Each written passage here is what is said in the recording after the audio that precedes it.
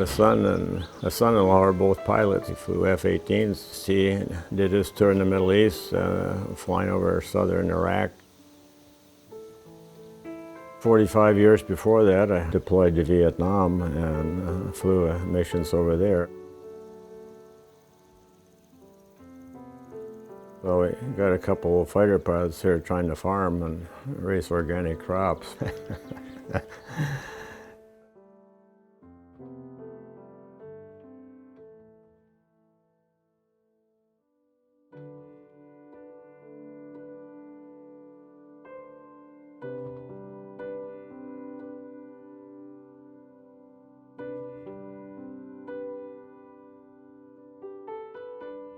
There's something about growing up here farming. You can get the boy off of the farm, but you can't get the farm out of the boy. I'm probably the fourth generation Spring Grove farmer. Working with the soil, springtime rolls around, working with the land in your hands and seeing the fruits of your labor is kind of something that drew me back here. We can control everything from the seeds that we save to plant next year to the seeds that we pick from a vault of heirloom seeds that we know is going to grow well in this latitude, and agronomically or whatever it is, we can control that.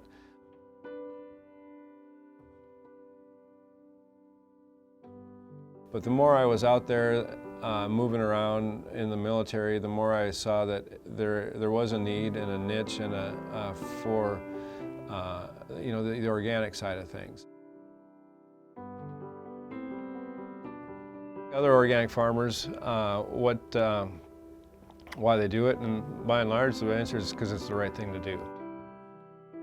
As organic farmers, we are more, we're nurturers, not conquerors. If you just look around at nature, that it's kind of interesting to see how things kind of work together and the symbiotic relationship.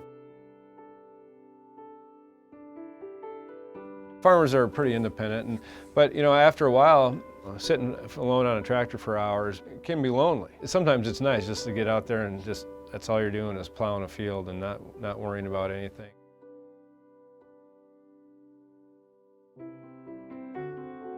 Getting back to my military, there's a lot of things I don't miss about it, but what I do miss about it is the people. Worked with a lot of good people, and it was the people that almost made me decide not to get out of the military, to stay in. That's one of the reasons I wanted to get into start the distillery, was to start bringing a team of people together that are fun to work with. I guess maybe some of this idea was born from sitting alone on a tractor and thinking through things.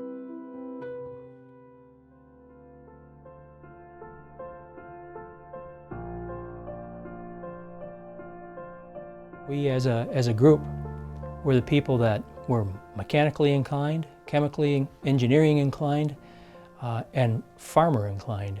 There isn't a product or a process or a project that's rooted in agriculture, or rooted in the grains that somebody grows, that Christian kind of felt we wouldn't be able to tackle. And the idea of whiskey was almost like a natural thing. It kind of felt, well, I like whiskey, I like bourbon, we should do that.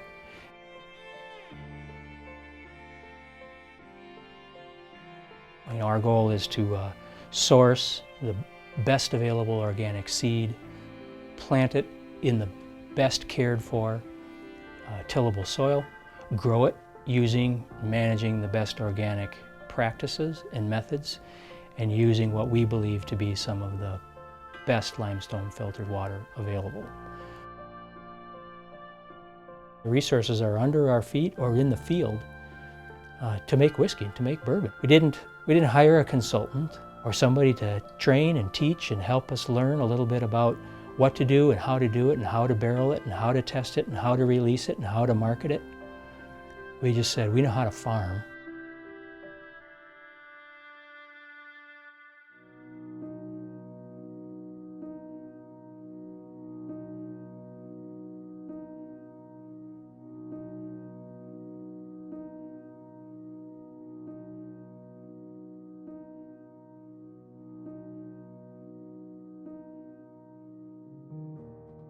The vision is always, as I've understood it, to keep it local.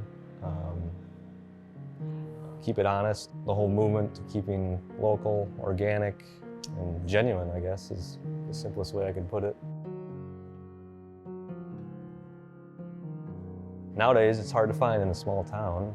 You mostly find something like this in the city. So other than making whiskey and making a good product, it's, you know, giving something back to the community that I was raised in.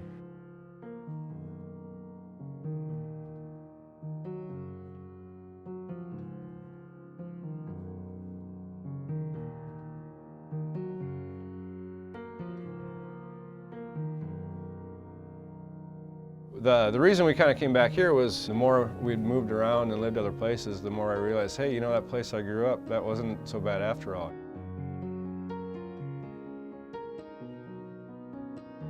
I went in the Navy in 1995, and I spent about 11.5 years on active duty and flying F-18s as kind of my career in the Navy, and flew those operationally off aircraft carriers. Being in the military and being a farmer, job descriptions are different. They're also a lot alike to the extent that it's not a conventional job. It's not a 9-to-5 job. Sometimes flight schedules, when we were getting ready to go deploy, sometimes we'd be, to get our nighttime in, doing touch and goes, getting ready to go to the ship, we'd be out at 2, 3 o'clock in the morning flying. So it's no 9-to-5 job. So, and farming is kind of the same way.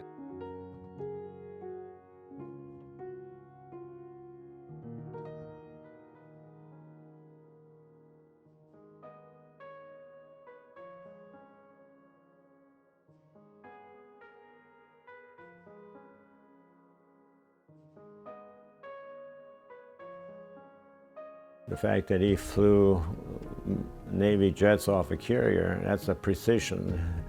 You'll never concentrate as much in your whole life as when you're making a night carrier landing. That's total concentration. If all of us could have that concentration 24/7, this world would be a much better place. You can't have any distractions, just total concentration, especially on a black night. Everything is very precise. You have a small glide slope, you gotta be on center line, and I think Christian brings that precision to running this distillery. And from all indications, they're making a quality product.